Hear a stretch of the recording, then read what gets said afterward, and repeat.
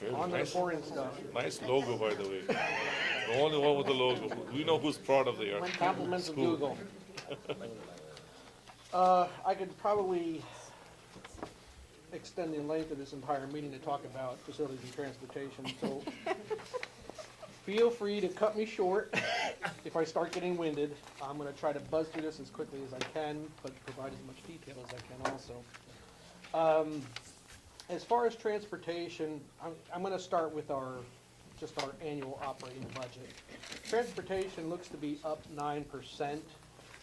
Most of this is based on salaries and the increase of cameras within the school buses. That is budgeting for 3 camera systems to be installed in 3 of our school buses. We currently have around 6 school buses that do not have camera systems in it. So this would be a project, a 2-year project covering half the amount of buses that we have.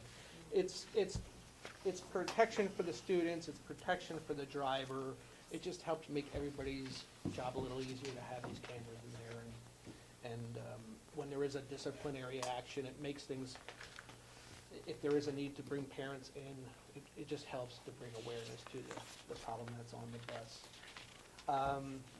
Within facilities, we're showing a 7% Quick increase. question on that camera. Would they have a vocal as well, audio, or just? They do have audio Okay. as well, yes. And it's a 2-camera system, one in the back of the bus and one in the front of the bus. These particular systems that I would be getting would have expansion up to 8 cameras, because now they're doing cameras also on the outside of the bus for people that run through the red lights and things like that, so we would be able to expand in the future. Facilities is up 7%. Most of this is due to rising contract cost, cost of supplies, and inspections that I found throughout our buildings that were not completed in the past. We had an instance at the community center where the child care center was getting its annual fire inspection, and the fire inspector found that there were 2 tests that were not done in that building in years past, and one was a 3-year test that needs to be done, and one was a 5-year test that needs to be done. No immediate danger to anybody, but it is a requirement by the state. That sparked me to go through books and found numerous buildings throughout the community and the schools that also needed those tests. So that is part of the reason for the increase, just to get us caught up.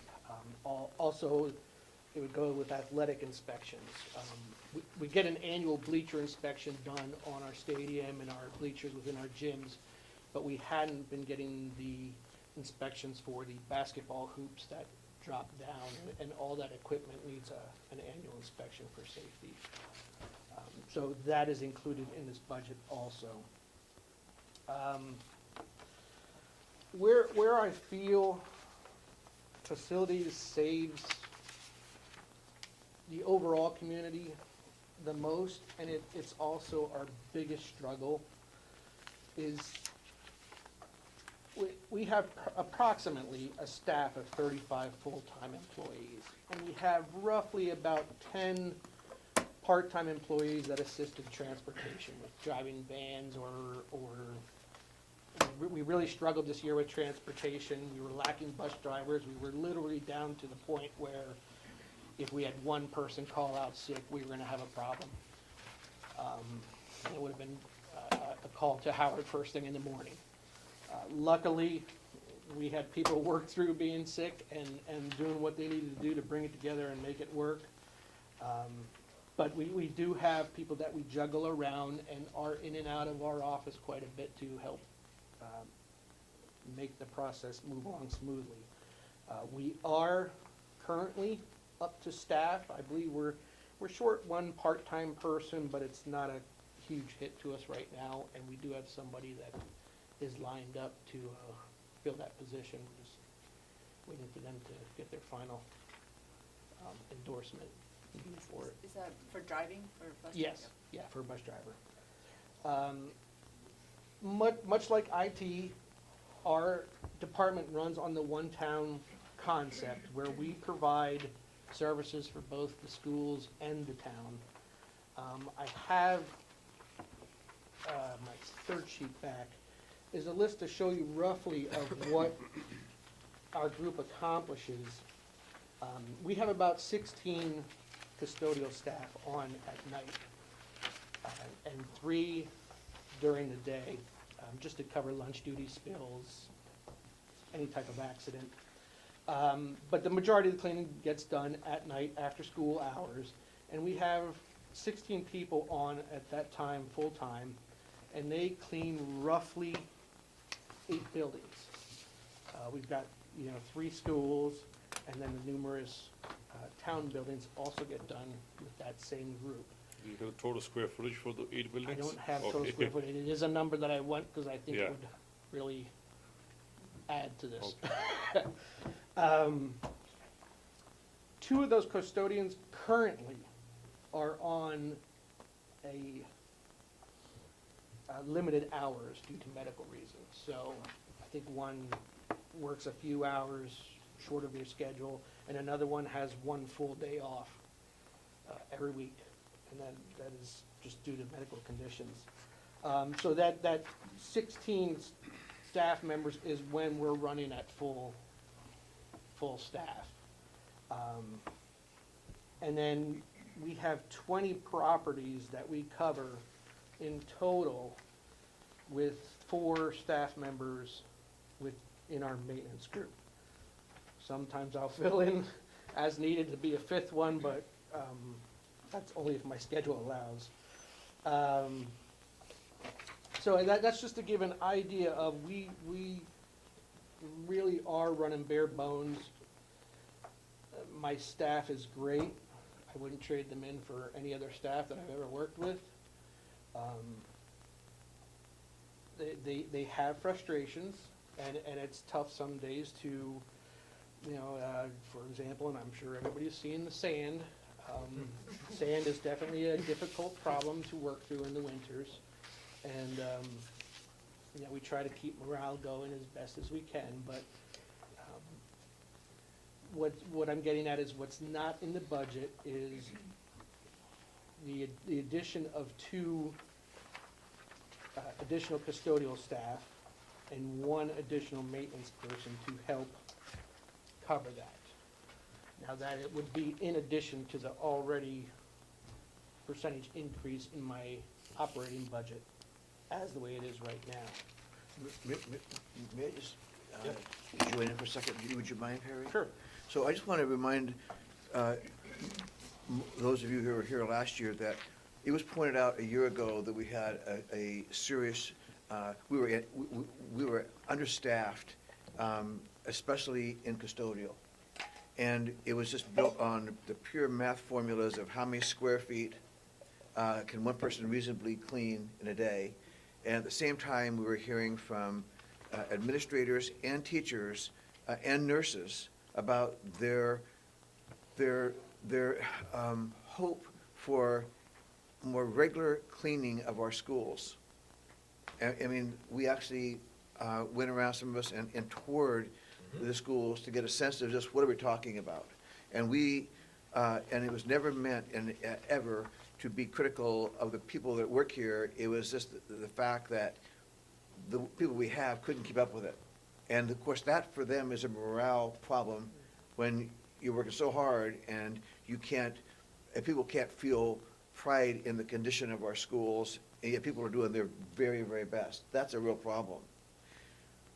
We, last year, added 1 custodian to the high school specifically because it was the most obvious need of just pure staffing. So we added 1 custodian for the high school, and we sold it and billed it that and explained that at town council and to the voters. And yet, I think I'm right about this. If I'm wrong, please correct me. But I believe that position ultimately moved to, I think, focus on the pool, the public pool. And so we're right back where we were a year ago without that position, yet it's in our budget. And, I mean, these are, I'm sure, challenges in this one-town concept that can, you know, that we can work through, but it's just confusing. And so this year, the high school is again right where they were last year without the minimum number of people cleaning the building that we all said we agreed needed to be done. So I just hope that when Mr. Schwartz talks about the need for custodial and maintenance, we remember that we're still trying to plug a hole that we identified in the past. Thank you. And you're absolutely right. I'm sure Jeff would have I was added to gonna that. say it if you did. I felt the pressure. Sure you were. Okay, I was gonna take care of it if he did, so. Question, can we take that person who's currently in our budget, not cleaning our schools, out of our budget? Why?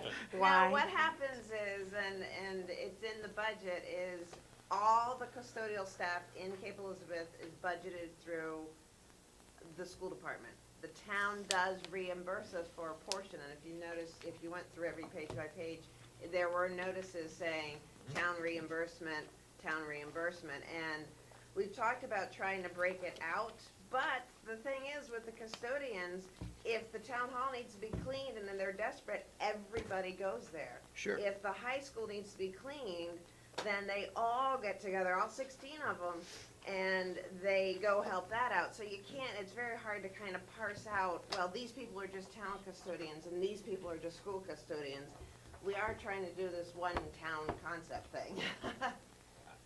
So I understand that, the challenge and what, I'm gonna go ahead and say I'm angry.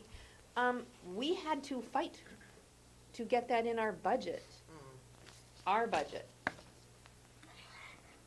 Does the town council have to then explain to the voters that we put this in the school budget? We had a, interesting budget process last year, and we're, you know, like, I'm not arguing that we have this one-town concept.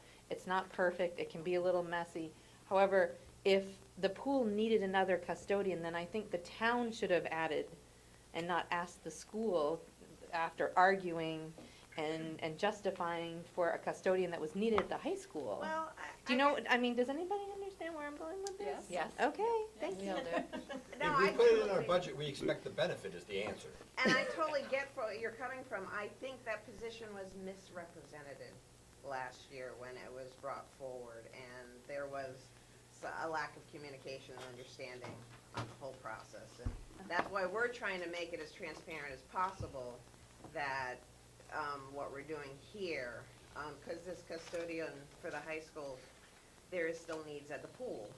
So there is still that situation. And I don't deny that there might be needs at the pool, and I So- it's just, And I'd like to just add one more thing, is that Perry and I are hoping to get a chance to talk to the town manager about this situation too, because it is a one-town concept, and we want to try to get the best services for the entire town. Right. The other issue with the town reimbursing the custodians is that Public Works does all the grounds for the school department, and the school department doesn't pay Public Works for it. So there's a lot of work that the town does do that the school doesn't pay for. So there's this give and take, it's kind of fluid, it is not perfect, believe me. Perry and I and Noel talk about it, because we're all three split. So it is frustrating, and I totally get it, and we're frustrated. So, Because It's a design that was done long before anybody on this board was here, long before Catherine and I were here, long before the council was on board. It was designed way back, and I think we've just lost control of how it's organized. so I understand. I think it's critical that we have an answer to how we resolve this, and let me be really clear. If we put it in our budget, we expect the benefit of it in the school department. And if it's gonna be different, someone needs to let us know Right. before it happens. Right. We need an answer. It's like, we can't have it in our budget, we go, we represent, and we fight for, and we get no benefit. That will not work. So, I don't know what the process is for resolving these one-town concept conflicts, but we need one. And we need to be clear about it, because if it's, I can guarantee you, if it was in the town's budget, and we're only getting the benefit, they would wanna know that, and I would wanna know that too. May I ask a question? Catherine, you just spoke about how custodians, which I did not realize this, that the school board, the school department pays for all of the custodians within the district, town and school, and then the town reimburses us. Correct. So having that custodian that we put in our budget, that we thought was going to the high school, end up, as it turned out, in the pool and the town reign, did we get reimbursed for that then? We do get reimbursed for a portion of that. The reimbursement did increase. And I'm not sure that this pool custodian is this new custodian is 100% pool. They also do school stuff too. But yes, the reimbursement did increase some. I'm not sure it increased as much as people would have liked. It was kind of murky, let's put it that way. The custodian's not assigned strictly to the pool. I mean, not being here last year, I don't know exactly how it was designed, and that person was already in their position and moving along before I even came on board. But I can tell you, it's a huge juggling act. You know, Can we appreciate could have a late basketball game going on at the same time as a swim meet at the pool. And what that may require is a large group tackling both gym and pool, depending on which ends first, you know, at the same time, just so our custodians can get out of work on time and not have to incur overtime. So it's hard to track. I mean, and there's stuff that I would look at that, you know, maybe we're gonna have separate time clocks in the town buildings, and they punch in the town buildings to actually physically track it. Right now, it's just, it needs work. So, Yeah, I can appreciate that. I think you can understand that if we put all this effort, as Elizabeth was mentioning, in fighting for it, and then it doesn't come to mostly be used in school buildings, and then if we're not even reimbursed for it, and we're still paying for it, so there's multiple layers here that make it frustrating, and I can understand the juggling act that you have, but at the very least, I would like to think that we are compensated, even if we don't get the use of the majority of that custodian. I would like to think that we are compensated so that we're not covering the majority of it, It's a if the little majority of frustrating it, for me with the not knowing. and showing up. You know, just looking at it, because a small portion of my paycheck comes from the town to cover my costs. And, you know, even to pin down that point of, well, how many hours do I need to give the town to be fair to them? Is kind of Yep. so, up in the air right now, so. If I could just add my perspective on this, and I think there's some extra time that the gym and locker room in particular, which were the major areas of concern then, there is some additional time that's gone in. They do look somewhat better. They don't look anywhere close to 35 hours a week better. And just so you, my perspective is that last year when and I don't question anybody's intentions, either people who were here last year, or people who were this year, or people on the town council or school board or anything else. It's all good intentions, but it gets really messy. And so last year, sort of behind the scenes, drawing the curtain away a little bit in our internal administrative discussions, my top priority going into the budget was to get at least a part-time reading teacher for the high school. But with all of the attention, legitimate attention about how extremely messy and the locker room was, the gym was, I mean, to the point of unsanitariness, Yeah, just plain disgustingness, I gave up on a reading teacher in order to support the idea of a school custodian with the hope that I'd come back to the need for a reading teacher this year. So it's just a matter of, you know, what is gonna happen, so that we can figure out what the trade-offs are, because I would have much rather had this year a halftime reading teacher, just speaking quite selfishly for the high school, than a small part of a custodian. There would have been a whole lot more benefit to kids. So it's a transparency, communication process issue. I just want to note that I feel like this begs a greater conversation with the town council eventually, to really break down this one-town concept, because there are, as you said, Perry, it's been in place before, most or all of us have been here, and there's flaws to it. And I think we want transparency, and we want clarity, and we want predictability. And I think this is one of the errors in a one-town concept that we need to examine.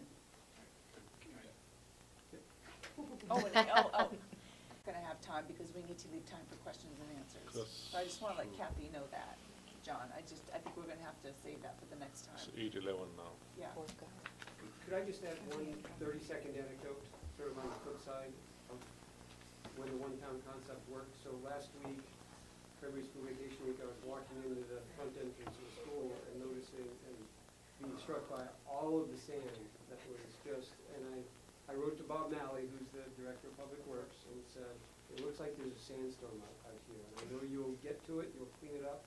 Is it possible we could clean up the front entrance of what looks like a sandstorm? And literally by the end of the day, that had been resolved. There are some things that work, that really do work about it. And they are as responsive as they can be. So again, it's not anybody's intentions, and I just want to emphasize that. But there's room for improvement. So I do just want to be clear on one point that I still think is really important I and think Jamie needs wants to- conversation. Jamie wanted to say If we put it in our budget, we expect the benefit. I don't expect the dollars back. I don't need the dollars back. I put the dollars there to get the benefit. Because if I was gonna be, if I wanted to trim dollars, I would have trimmed them. So if there's gonna be something where we're not getting a benefit that we expected through something that's a one-town concept, we need a mechanism to manage that so that it doesn't just disappear, the benefit that we planned on doesn't disappear. I think Jamie has a question, is that right? Yeah. I just wanted to make a point to follow up on your comment, Susanna, about, totally agree, I'm not gonna speak for the entire council, but certainly in my role as finance chair, that, we're certainly open to any dialogue about, how to best make these things work. I think that, we have the shared goal of both efficiency and optimal use of taxpayer dollars, and however we execute that. I don't think anybody's,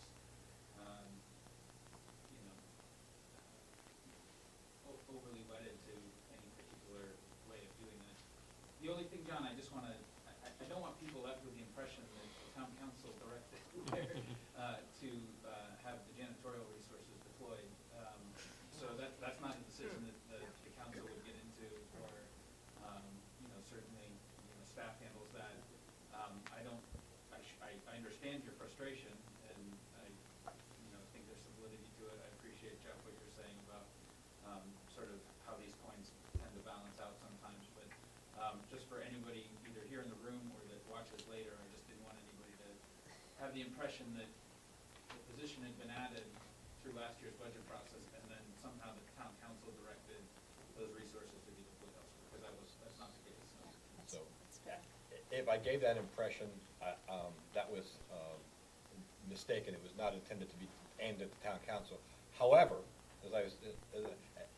I agree, we have the same goal. We want to be cooperative, we want to work together. But we get to budget once a year. If we budget for a benefit, if the benefit's going to disappear, we need to know about it, and we didn't. And so we need to solve that piece of the puzzle, Yeah. and we can't have it happen again. And that point's been made several times. I think that's pretty clear. I think we're pretty understanding on that point. Perry, I just wanted to, I did a simple, just a flow chart to give everybody an idea of what our department looks like. It's pretty simple. I did give Janet Hoskins a promotion this year and changed her role. She's still an administrative assistant, but gave her the title of operations manager also, and she directly now oversees the custodial staff.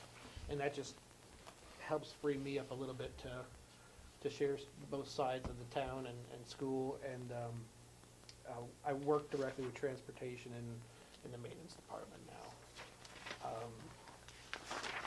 After that, I do have the proposed capital improvements budget. I don't know if you want me to go through the entire thing. I'll be more than happy to come back to another meeting if that's needed to talk about it. I think the handouts that you've provided are pretty self-explanatory. I think this is in line with what we've been doing on the capital improvements program year after year to sort of catch up with some of the things that need some urgent attention. This Okay. is, again, outside of what we had talked about in terms of the larger building needs that were sort of the subject of the tour and the exploration with the architects. Right. And these are exclusive of that. Okay. These are things that we need to do right now to Right. keep functioning. I am focused, I mean, overall, the schools have fairly good security. Like Jason had said earlier, there are a couple doors that we need to look at, and there is money in the budget if we need to replace a door or change the lock altogether. That is also in the capital improvements budget. But overall, in general, the security of our schools is pretty good. Security is a tough thing to talk about.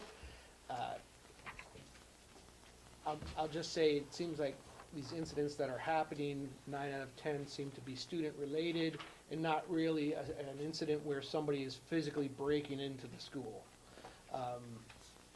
And even if that were the case, all our exterior doors are glass doors. So as good as the locks are, if somebody were to have a weapon or a rock, they will get in the building. So there are things that we will look to address later down the road. Staff has showed some awareness towards, I'll say 90% of the doors in our buildings open outward into the hall. By code, by National Fire Code, they are allowed to open inward as long as the room does not exceed an occupancy of 50 people. Cape Elizabeth is one of the few places that I have worked where the hall doors open into the hallway and not into the room, just because of the danger it provides to somebody walking in the hall.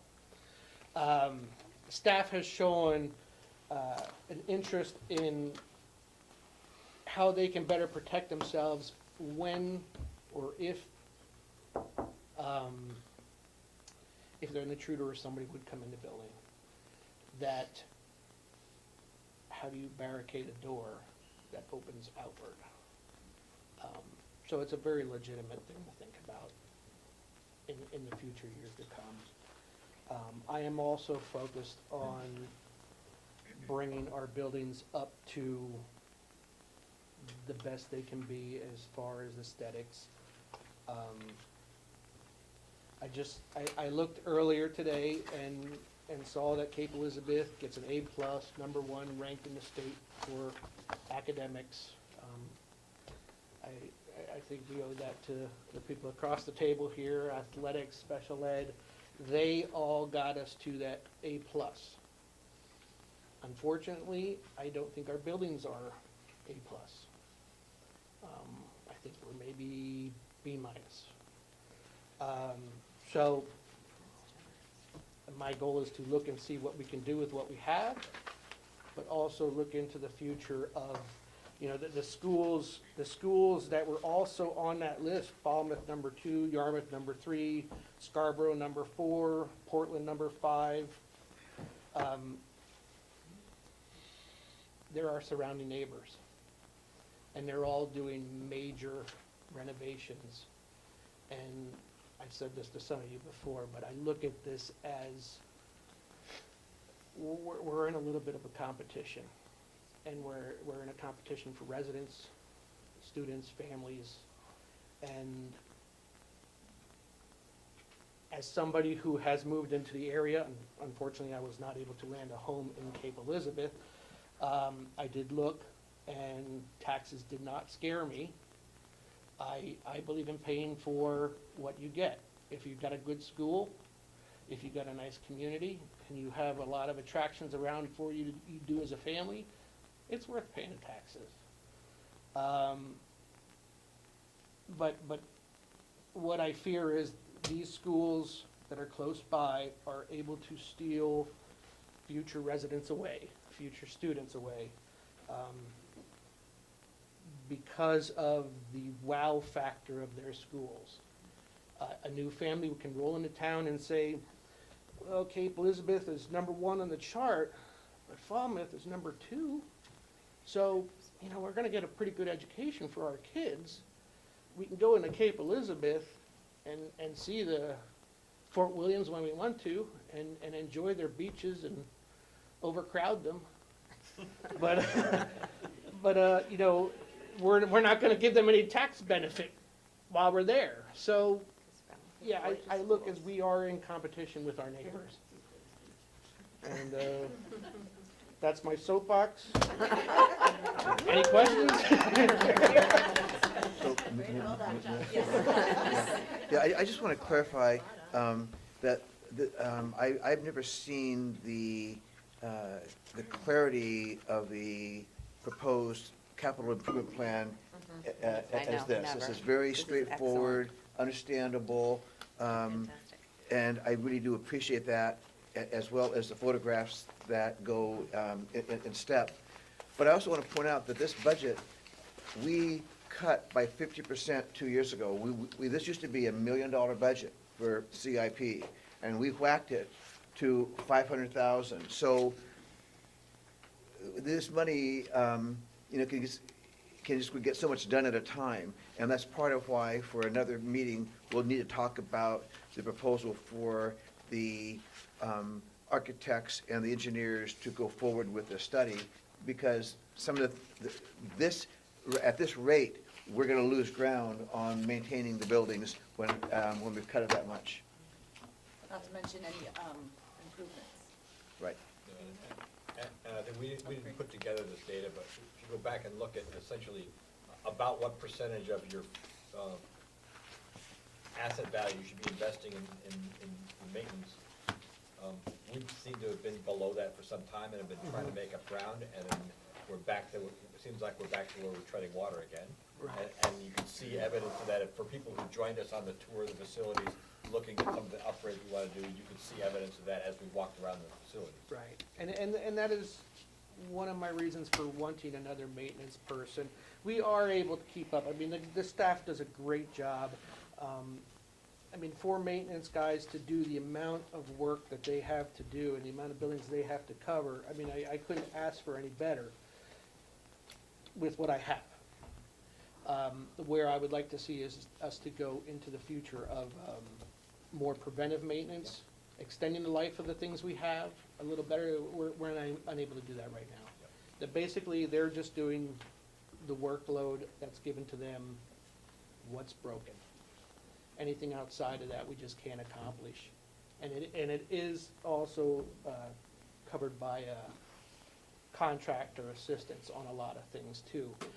I would like to see that eventually roll back a little bit. We'll always need it, but it's a little tough for quality control to happen. I tell contractors when they come here, or their sales reps, that your company's only as good as your worst technician. And if your worst technician comes here, that's gonna be the one that I remember and could potentially judge a company by. And every now and then you get one of those worst technicians, but don't know it until later down the road, so, yeah. Counselor? Yeah, I just want to make sure that, as Howard said, you did a great job on the write-up here. I'd just like to add for the future, like you said, the vinyl floor needs to be replaced. If you could put square footage that needs to be replaced. You say windows need to be replaced, if you can tell how many quantity they are, and so forth, a little bit of measurements, quantity-wise. Sure.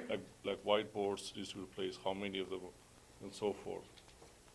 I also would like to ask you to make sure that we give him enough time, because I don't think we give him enough time, we rushed him. And if he needs to come to us, he's welcome to come to us and present this in more detail as well. Yeah, no, I think good idea. I think, the next budget meeting, we can start with you, if you feel like you need more time, or if we feel like we want more time for questions specifically to facilities, we can figure that out between now and then. Yeah, And then we would go to Kathy. And then I think you've got Catherine. Yep, Kathy, as right. well, right? All right. yes.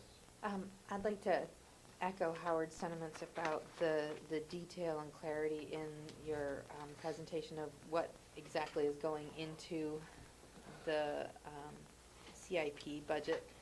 And just ask the question around, are we still utilizing the Buildings and Grounds Committee to help generate this?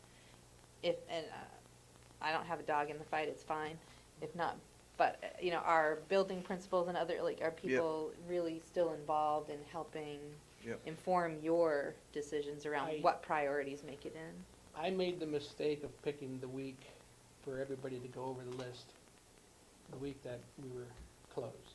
You picked last Wednesday. So- to have the building and grounds There was committee. very little bickering going on. It was a beautiful meeting. Were there 4 of you there? Four of us. It was sent to the other people on the committee by email. I did not hear anything back, but I mean, it's not in stone yet, it's only on paper, so. I'm really just kind of relaying the wish that we continue to have that kind of collaboration from, the athletic department and the building principals and that sort of thing, because sometimes, they might see something. Oh, yeah. That And- just, And some of it is fed from interaction with the oh yeah, principals, with athletics. coincidental, sure. Peter with food services, Right. he has a request for some kitchen stuff in here. So yeah, I try to go around, even on the town side, I try to go around to each building and talk to the person ahead of that building and, tell me what you want, and then we'll go from there. I guess I can't imagine that didn't happen. I just kind of wanted to say it out loud for the public that, of course, in your, even just a chance encounter, Jeff might say, hey, Yeah. have you thought about this? This is kind of a big deal for us. Or Jason, or what? Just very quickly, everything on here has been, we've discussed Yeah. at different times, so that's a good point, and it has happened, so. The whiteboards Yeah. listed for Pond Cove Elementary are part of the project that Noel Yeah. was talking about with the projectors. It's removing the chalkboards, the whiteboards would now be used as a screen for them, whatever new system they decide to get. Yeah. That's for the public. Okay. Excuse me. I would like to just throw a couple things out there for people to mull about. I don't want to go through everything like I did last year, but I just want to throw just a couple items. On page 1 of the handout tab, you see the sheet that says budget categories FY 18-19. I just wanted to make sure that the new school board members and public and stuff, this is basically a legal document. We have to break out our budget into these 11 categories. And we can't expend those categories unless we have approval from the board. So this is what this is like the bottom line. This is what the town votes on in June. So I wanted to point that out to you guys. Another item I wanted to point out is that we're budgeting 8% increase on health insurance, and health insurance is one of our biggest costs, is one of our biggest benefits for the staff. And another thing I want you to notice when you're going through the budget, you will see some benefit lines either increase dramatically or drop dramatically. And what happens is a staff member could go from having single insurance, get married, have a baby, and go to family insurance, and that's a $12,000 increase in 1 year. And if you have like 3 or 4 staff do that, that's a bit of a jump. So that's why you'll see the benefit lines jump around like that. And another item I wanted to point out on page, everything I'm talking about is on the handout tab. So page 37 of the handout tab, it's priority items not included in this budget. And we had the principals propose their ideal situation, like Jason would like the learning strategist. I'm the black cloud in the room. It's not in the budget currently. neither of the two lunch recess aides that he did eloquently talk about, and the same with Troy, the social worker, that it is obviously that we need, but the budget we presented to you doesn't have any new positions in it. The only new positions it has is from the nurse's aide. We moved a half-time librarian aide at the Pond Cove to the nurse's aide to be split between all three schools. There was no increase in money. It was just a movement. So those are the only type of things that are included. So I wanted to point that out to you. And then on the next page, page 38, I believe it is, the budget tax implications. Even with having really no new positions, trying to keep it fairly flat, we're showing a very large increase of taxes, and it's because we lost almost we lost almost $1 million in subsidy again this year. So right now, with the way the budget is, it's an 11% increase to taxes. And I'm not sure everybody got the chance to it's small print. I wanted to make sure everybody was on the same page. So that's my parting shot, and I hate saying that. I would much rather it be, yay, we got a lot of money and it's a decrease in taxes, but the state doesn't seem to like us much lately. So that's what I wanted to. May I just add to that? Yep. So Yes. if Catherine got an opportunity to just put it out there, let me put one thing out there. What she just described to you, in addition to not including a number of items that we think really belong in the budget, there's nothing in here right now about the engineering and architect fees to move that project forward. That's a whole nother discussion, and we'll have it. But just appreciate everything we're talking about just takes that taxation up. Right. Well, it takes our costs up. Yeah, so. Right. And we know what the state support is Yep. forecast to be. Yep. Okay, thank you. I appreciate that. Yeah. So, do you have any questions from people who are here on what we've covered tonight? And I do want to add one more thing. Everything will be on the school budget website. Most of it is already up there now, but the new handouts that were handed out today should be up there like tomorrow afternoon. So Yep. I want to make sure that's out there. I have a question. Yeah.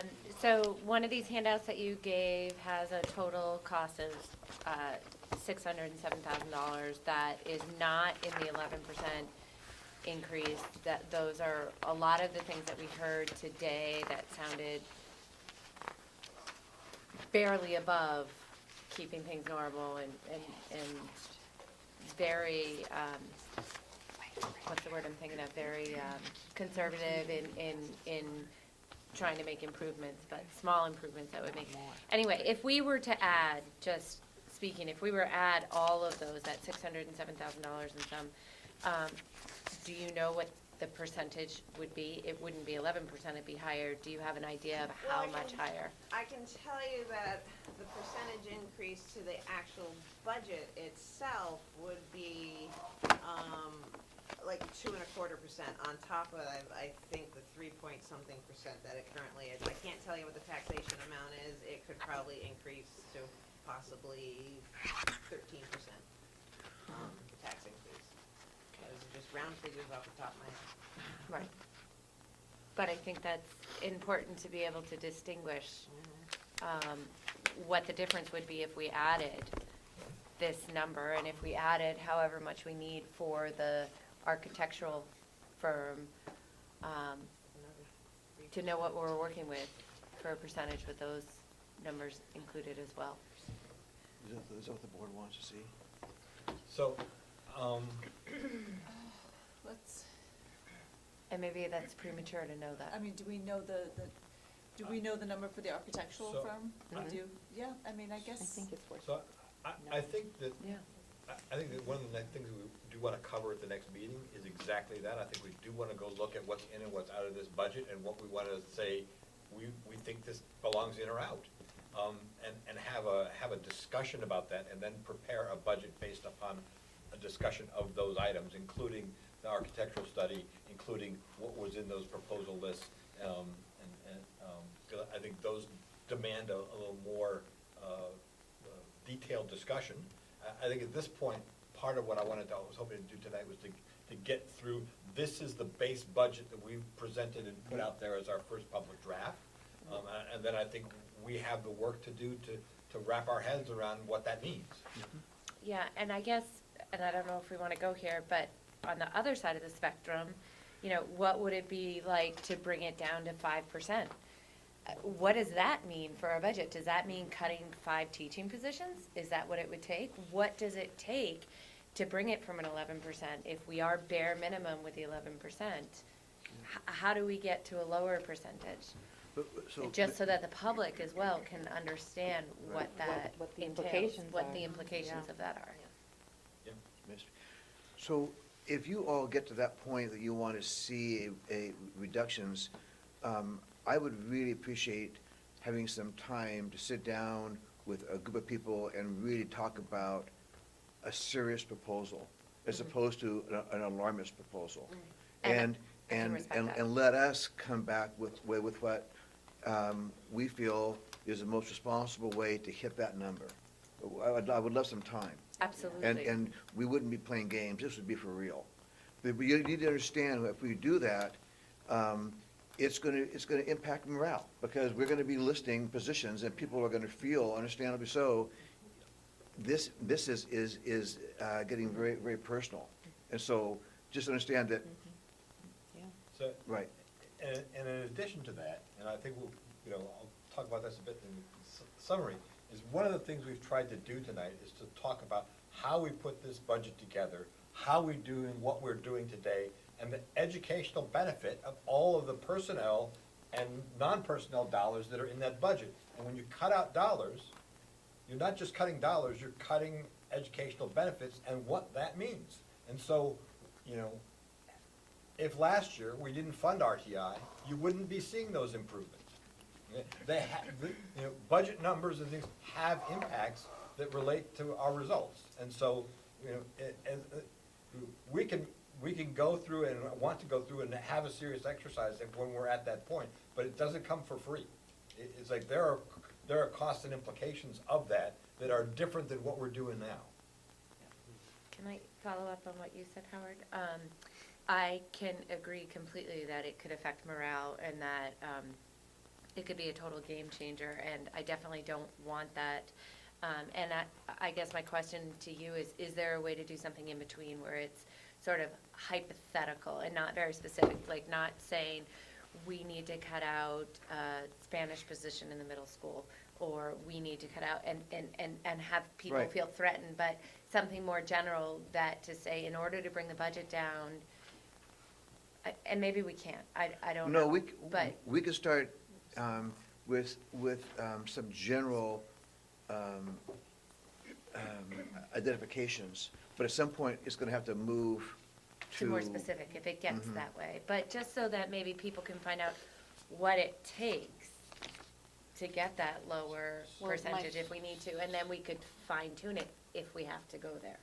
Because I think- would hate to ask for more work than Right. needed, I Oh, guess. No, I mean, we would want to put it in, And the be work. thoughtful about it. We want to really, My point, I think I want to expand a little bit on what Heather's saying, because it's going to be important. We're in a tough spot. And I think it's going to be important, not only for the board, but for the public to understand. And so for it to be specific enough. oh, yeah. So we're balancing that dangerous dance with morale, which I do not underestimate at all. But at the same time, we can't downplay or just kind of gloss over what those consequences would be. Right. And they're beyond just cutting staffing. You cut back on RTI, you're gonna have increased special ed referrals, you have possible increased special ed costs, and now we're paying more when we did have this in the budget, and it did cost money, but this costs more. Like they're, Right. So, May I just say? the last thing I want to add is, I also think the discussion of what we're going to cut, or if we're gonna cut, has to come after we have the discussion of what the funding looks like. Because I think that's the piece that has to be clear on the table before we have the other discussion. And so I don't wanna get the cart before the horse, because as soon as we put a budget out, we start immediately adding it up or cutting it down. It's like, let's get out our basic budget and talk through what makes sense, and then also talk through the funding piece, and then we can talk about, after that, what adjustments do we wanna make that are based upon all of those considerations, because they can't be made in isolation. You gotta get all the first draft out first. Okay, I know, Howard, you've got one more question. I think we should pause after your question and a comment and finish at the next meeting. Yep. Well, I would just say that, so if we go through that exercise, and I definitely am prepared to do that, I actually anticipate it. That what isn't gonna happen is I'm gonna ask every school and department to take their fair share of the hit and come up with a proposal. That's not gonna happen. I'm gonna really look at all of it, and it isn't gonna be even Steven. It's gonna be some hard decisions about things, and so I just want everybody to understand that that's too simple for me. It'll be more analytical than that. Okay, Thank you. yep. Jamie, are you good? Do you have any questions, or? No? Okay, thank you, everybody, for coming. So I actually would like to just wrap up with one last bit of slide Okay, to summarize. okay.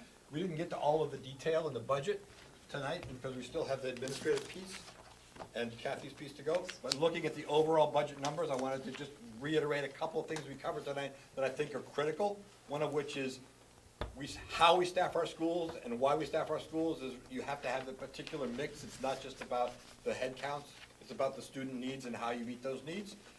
This budget that we presented as a first draft is essentially flat. Enrollments are down like minus 0.4%, essentially flat.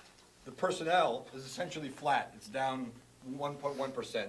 And the non-personnel expenses are also essentially flat. They're up like 2%. They come from little bits of other things there's inflation. And this is essentially, the first draft is an essentially flat budget. However, there are some things you can't control costs on when you do that have to do with our long-term contracts that we talked about at the beginning. Because if you're not changing staff, there are increases, annual increases in those staff that are under contract. And there are benefit costs that we don't have any control over, most of which we're on the hook for. We've done some things in our more recent contracts to try and mitigate some of the full impact of that, but we can't. So, and there are some significant costs that are not in this budget. But this essentially is as flat as we can make it, is a budget. So, next meeting is the 20th, March. It's in the front of the, Yep, Tuesday, March 20th. and we'll go through the detail on the departments we didn't cover tonight, as well as the topics. 6:30. And John, Howard, Susanna, would you all appreciate questions to come to you? I'm sorry. Sure. Oh, gosh, go Okay. ahead. This is So crazy. here's my concern. The 20th of March feels like about a year and a half It sure from does. now to me. If we're gonna be asked to do the study that could happen, we need to start it sooner than basically the 1st of April.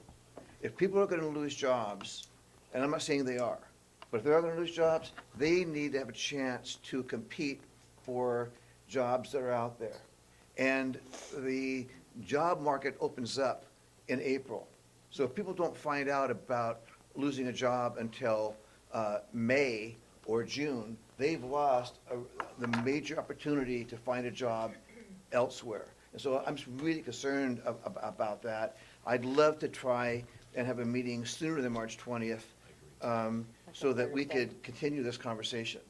I agree. I think that's a great idea. I would propose a Thursday, sooner rather than later.